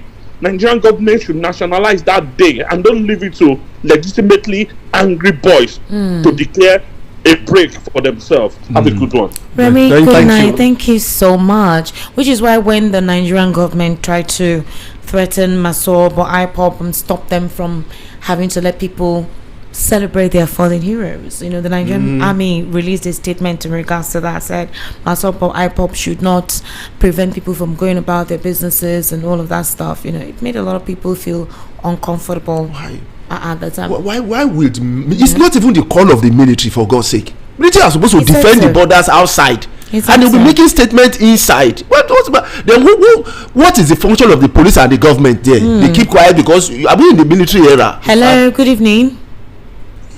Hello. Good evening. Yes, good evening. What's your name? My name is Sonny. All right, Sonny, can you come closer to your phone or your hands-free? Yeah, I'm closer.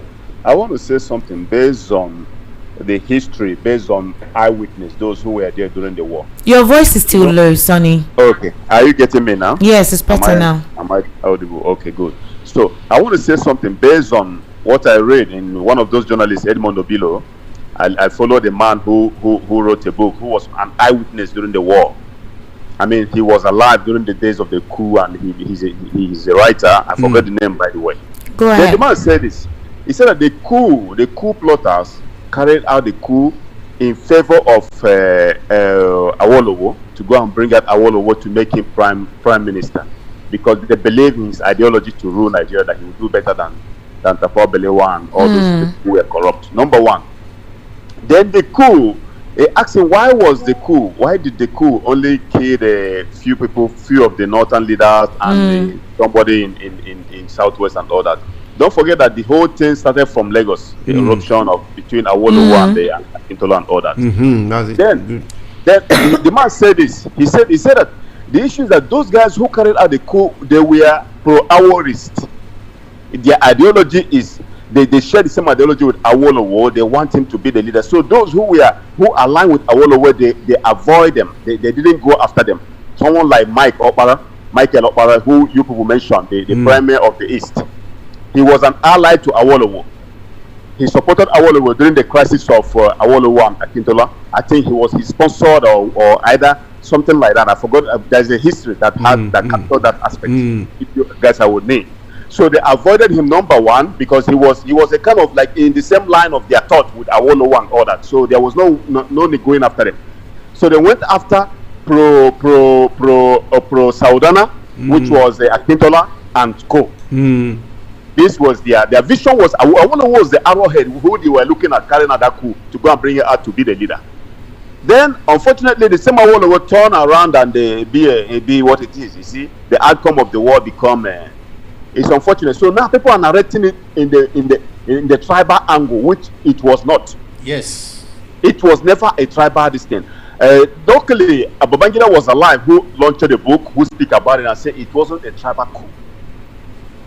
If it was a tribal coup, why will Michael Oba from East be supporting Awolowo, be backing him, be sponsoring him during the crisis, be standing by his side? He shouldn't have done that.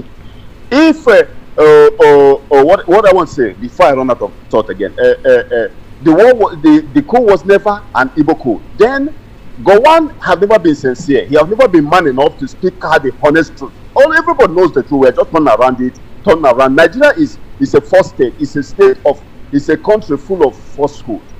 We live in false and we pretend like we are holy. All of us goes to church, goes to mosque, but we know where the evil are. We don't want to reach it out. We pretend to each other.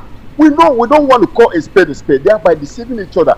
For 65 years, you have been living in deception. Everybody knows it. But nobody want to point it out. Look at the one, a man nearing his grave. Yes, speak out the truth. Say the way it is. Okay, you are sick.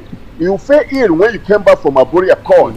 When you came back from Aburi, how come when Ojuku say on Aburi I stand, the same accord that you signed? That's to tell you that Nigerian government have never respected any accord, even as we speak today. The constitution, Nigerian government doesn't respect it.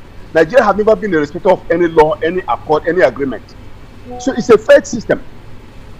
We have never respected any agreement, no accord, nothing. We break every accord. We violate every law, every rules, every accord. It's a lawless system right from day one. So how do we get it right? It's unfortunate. We're running this way. The next generation coming. Today, everything has been destroyed. We don't know where we're going and where we're coming from. We have rogues, drug dealers. Thank you very much, sir. Hello, good evening. Hello, good evening. Good evening, sir. What's your name? My name is Shola. Shola, welcome. Yeah, go ahead. Yeah. In fact, I didn't even want to call because I've learned a lot and it's so interesting. You see, the truth of the matter, I just want to chip in is that now all these things have happened. What should have happened in a sane country or a country where they have leaders that want to mend fences is to have, maybe there should be a form of how do I put it? Compensation, or let everybody sit down and discuss.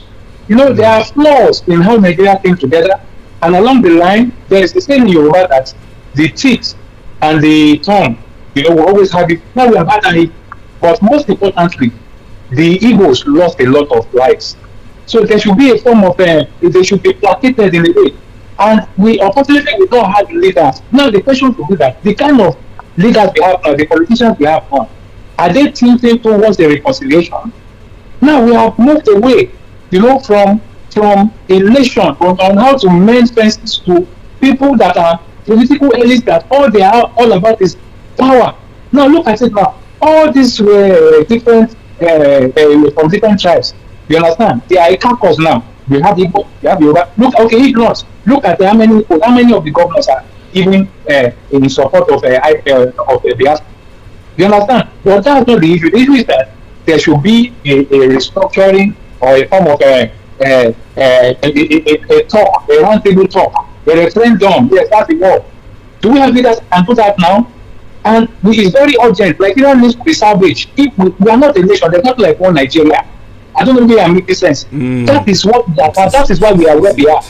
We need leaders that will sit down, that will bring everybody, not the kind of leaders we have now. That is divide and rule tactics.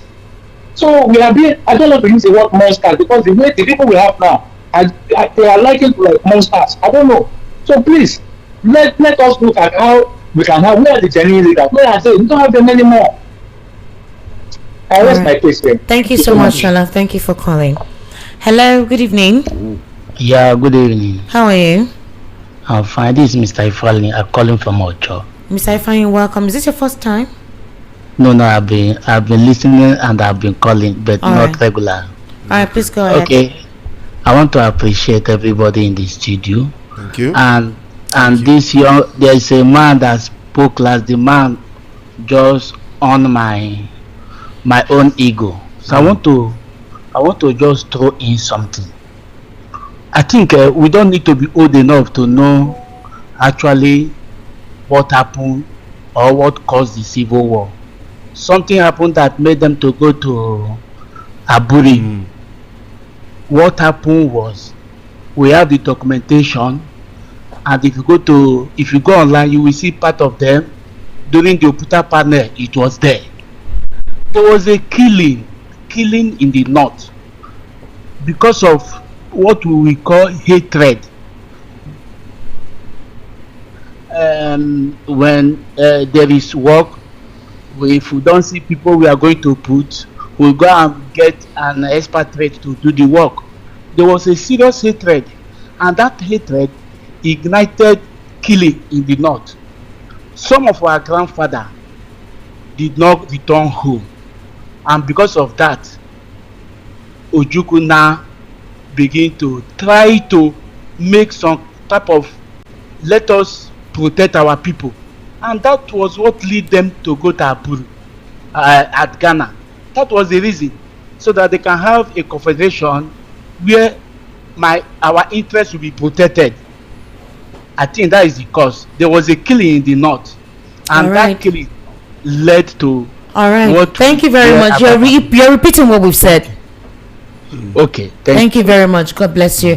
Let me take some of your messages because we're about to round up now. I'm going to start from those of you who sent messages early because they had accused me. Esther, I will send messages early. You will not read it. Mabinu. So I'm starting from behind. For some of you that like behind, we're starting from behind. My God. You see this girl? Good evening, Esther. You can imagine General Musa treating Biafrans who will use military might against them for declaring 30th of May Day remembrance, but he cannot use the same military might against the Fulani terrorists holding little children in the bush of Oyo State, but always use it upon innocent Biafrans. What's your name? You didn't write your name. Good evening from Adeyemi Kamari from Banana Island, Lagos. Reason for collapse of the Aburi Accord is that Ojukwu wanted regional governor control. The war should have prevented if Ojukwu didn't want to control military.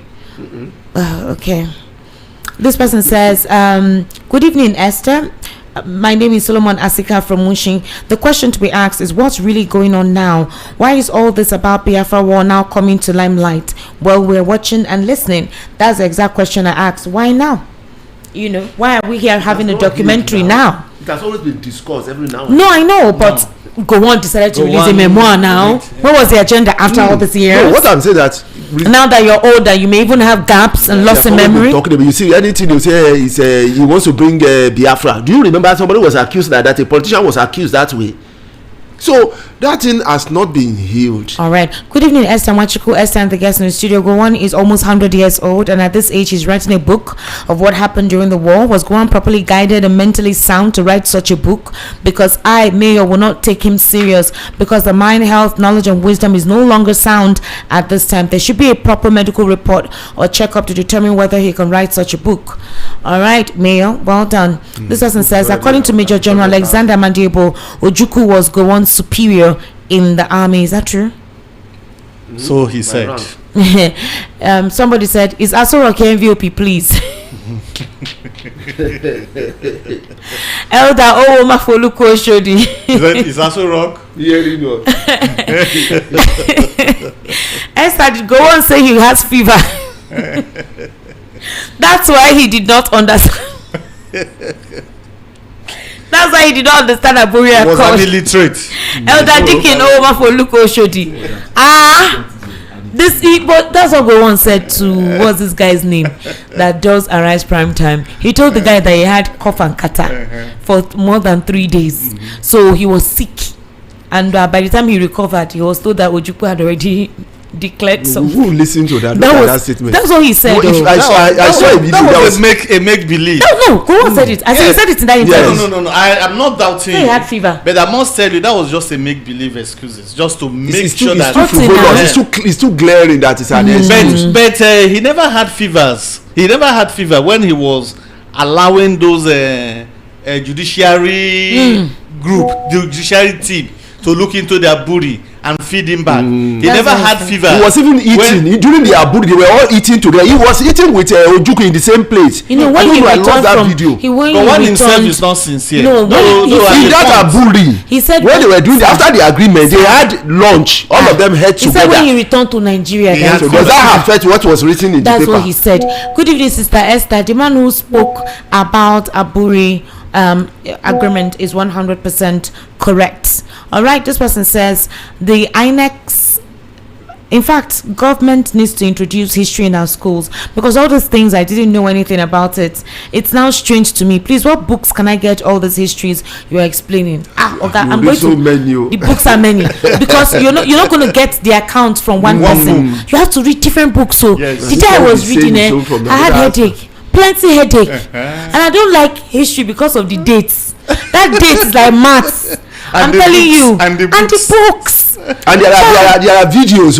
There are videos. All the videos are not encapsulating. Yes, that's the issue. Which somebody, I had one in which someone was just narrating and giving the videos. So somebody needs to read all those books, compile them, and possibly do a documentary. That's why I'm looking forward to this BBC documentary. I want to see what it's all about, and let it not be something that is coming from one angle. Good evening, Esther. I really enjoyed your analysis of today. He keeps on mentioning only Igbos from the then Eastern region. My question is, where were the Ijaws, Calabarian people? All of them were all old Eastern region. Eastern region, yes. It was not just the later Igbos. That wanted to break away. Ojuku's deputy, was it not Philip Effiong or something? So and the old Eastern region, from the Calabar. Yes, the old Eastern region, they were all Calabar. They were all part of Benue. Delta too. Was caught in. Yes. In fact, the area known as Biafra had part of Ijo, Efik, and all that. Despite the fact that Gowon wanted to let those people out of the real Eastern region. Did he succeed in doing that? Initially, the Efik and those ones, what region are they defined? Now they were given a different. What's their region now? They are now south. They are southeastern states. He created southeastern states, which happens to have Calabar and other. Calabar too. Then that Biafra is a bite of Africa. That's the full meaning. They combine it. That bite of Africa is the waterway from the ocean into the good east. Good evening, VOP. Esther, why are you bringing out old wounds now? What else are you looking for to hip hop sentiment? Emmanuel, that means you were not following the conversation from 3 days ago. Please most of you ask questions. Don't. Anyway, let me not talk. I don't have time. Good evening, Esther and you guys. I can't believe that Mr. Gowon lied. If he had written this book when the real actors were alive, do you think so much narrative written here would have come up? Esther, I lost my father, 2 of my brothers, 2 of my sisters. My father was killed when he was returning back after the war in LMA, Port Harcourt. Esther, till today, I never forgive this country. From Cyril Satellite Town. Cyril, please do. Social thinker, I profoundly appreciate VOP FM for providing a credible platform through which our voices are being amplified and meaningfully heard. In a time where many perspectives struggle for fair expression, your commitment to open dialogue and responsible broadcasting stands out. My special gratitude goes to Sister Esther Nwachukwu, whose courage, professionalism and thoughtful engagement continues to uphold the true essence and meaning of journalism. Her ability to create space for honest conversation reflects both integrity and dedication to the public good. Honestly, I can't regret listening to VOP, and it's hard to navigate another radio station. Thanks a lot. Social thinker from Alto. Social thinker, you want to make me cry. She's blushing. You want to make me cry. Thank you. Good evening, Queen Esther and the guests in the studio. Happy Farmer. Good evening. You say Happy Farmer Democracy Day. Yes, tomorrow is environmental. Get ready to clean your drainage in front of your house. Good evening, Esther. Let your analyst correct me. The Premier of North is Ahmadu Bello, but there was never a civil war.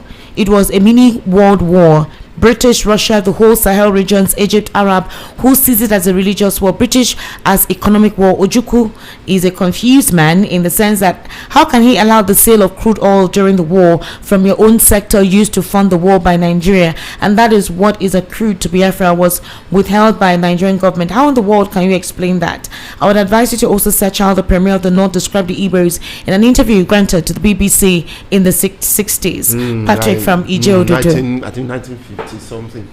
Yeah. Which Saddam not confused. Okay. But no, before he's referring to what the Sardauna said about the Igbos when they felt that they like to dominate, something like that. And then he also said something that Ojukwu was selling the crude during the Civil War. We need to investigate that. My name is Momo from Jakonde Estate Isolo. My submission is on the discuss today. First, our founding fathers are one way or the other culpable for what the state of Nigeria is facing today. Yes. They promoted tribal politics, tribal ethnic dominance. That is why today, anytime the politics hits up, they will go back to the strategy of their founding fathers. The way forward is for the president to be pragmatic in his approach, specifically by giving them some sense of belonging. All right. Good evening, VOP. Good evening to you. If one Nigeria was so scared to go on that over 5 million people had to perish, then why did Gowon flee Nigeria after July 1975 and chose not to live in one Nigeria? He slaughtered millions to keep. All right. This person says, bad presidency at 3. The truth is Nigerians are going through unbearable agonies. Meanwhile, Nigeria is at the moment at a crossroad to decide whether to continue to be the pretentious one nation we claim to be, or to split and go our separate ways for peace to reign, or to come to a round table where we engage in possible discussions on true unity, brotherhood, and even distribution of our commonwealth. All right, what is your name? Your write-up is long. So St. Vicade is listening from Akure in Ondo State. St. Vicade, I did not finish your write-up. Well, longer, but well done. OC Noel, good evening, Esther. May God bless you and the guests. Thank you for the complete enlightenment and confirmation of what the erudite lawyer Barrister Michael Zekame and late Chinua Achebe and Chief Mike Ahamba history book stated. This is very mindful and educative. Nigeria. Okay. All right, thank you very much. Thank you. Yes. John Bernard from Ijaniki, from what your guest said, with what happened between 1954 to 1960, it is a clear indication that there can never be a united Nigeria. We would have gone the India and Pakistan way in 1954. Esther just spoiled this discussion by bringing in Tinubu. Ogini, didn't you hear the president's write-up today? Be coming down now. President is your president, whether you like it or not. Thank God it's Friday. My lady, greetings to you and thank you for bringing in your guest. My own opinion, I think Dr. Anosike would have done it better with his experiences and knowledge of what happened back then, coupled with his deeper researches. Have a great weekend. Grandma Maggie from Oshodi. All right. Good evening, Esther. I want to appreciate Peter Obi's contribution to the present stability of Nigeria, because since the advent of the obedient movement, the agitation for a Biafra sovereign state has subsidized, but I'm afraid I will resurrect if Obi loses the 2027 election, even if the election is it's obvious that Peter Obi will lose. Okay, calm down, be coming down. Don't discourage people now. Let the outcome come. Whatever happens, everybody will continue. All right, we need to wrap up. Mr. Awamiko, final take, a few seconds.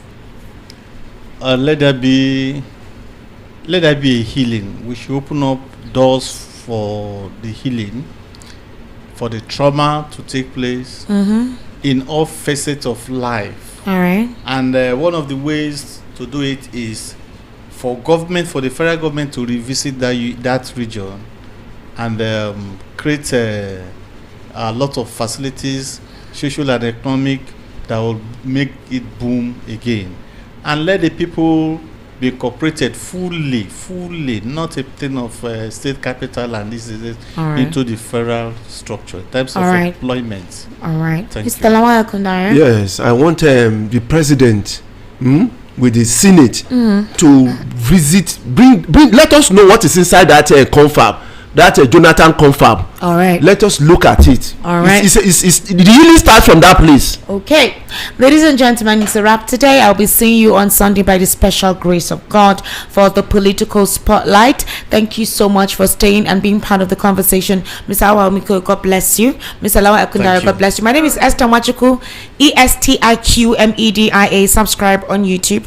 Very interesting contents in there. Esther Machuku on Facebook, Esther Umwaz on Instagram. Lawa Ekundara on Facebook. Miss Awa. And Instagram. Are you on this? Yay. All right, Miss Awa on Facebook. Omiko Hour on Facebook. And VOP 903 FM across all platforms. Good night.